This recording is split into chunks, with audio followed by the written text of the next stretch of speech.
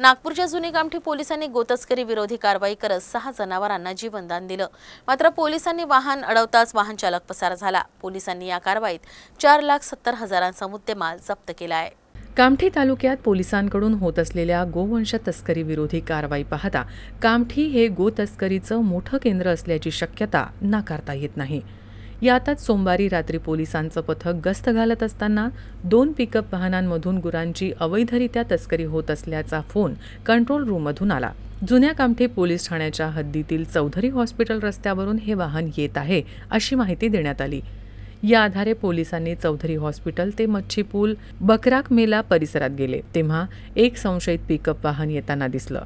पोलिसांनी चालकाला थांबण्याचा इशारा केला, मात्र आरोपी चालक थांबला नाही आणि पुढे निघून गेला। पोलीस पथकानं त्याचा पाठलाग केला असता चालकानं वाहन सोडून पळ काढला। वाहनाची झडती घेतली असता 6 गुरे दोरीने बांधलेली दिसली। गुरांची सुटका करून वाहन ताब्यात घेण्यात आलं। या कारवाईत पोलिसांनी 4,70,000चा मुद्देमाल जप्त केला आहे। दिनांक 13/5/2024च्या रात्री कंट्रोलचा कॉल आला होता। त्या कंट्रोलच्या कॉलने असं सांगितलं होतं की एकूण 2 गाड्या गोवंश तस्करी करत कामठी शहराच्या हद्दीत प्रवेश केलेल्या आहेत।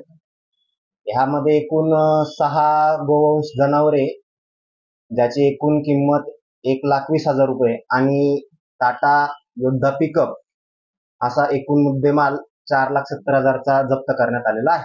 आणि पुढील तपास अज्ञात जो ड्रायव्हर गाडी मालक वगैरे आहे यांचा शोध घेणे अजून चालू आहे।